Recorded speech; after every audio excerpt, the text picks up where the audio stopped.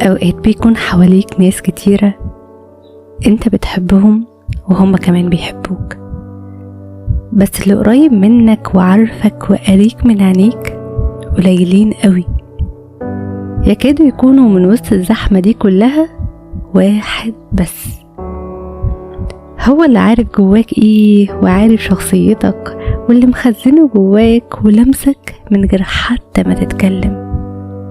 الشخص ده مروره جواك بيرتب لك اي حاجة منعكشة، اي حاجة مش عارف توصفها، مش عارف تحكيها، بياخد منك الكلمة ملخبطة ويعيد ترتيبها ويفهمك من غير ما توصف اللي انت حاسه، لانه بيكون لمسك كويس من غير ما حتى تتكلم.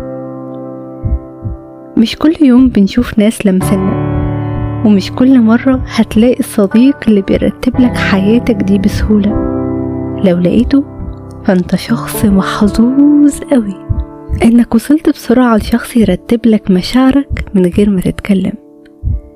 الأصعب من ده كله انك بعد ما تلاقيه وبعد ما تطمن انك اخيرا شفت شخص لمسك وعارفك، فجأة يبعد، فجأة ما يبقاش بيسمعك، مش علشان هو وحش، بالعكس ده صديق هيفضل لمسك وعارفك وقريك، بس الدنيا بتاخد كل واحد مننا في حتة، ومحطة المترو اللي كانت بتجمعنا بقت أمنية كبيرة قوي، أمنية نفسنا نرجع لها ولو حتى لحظة.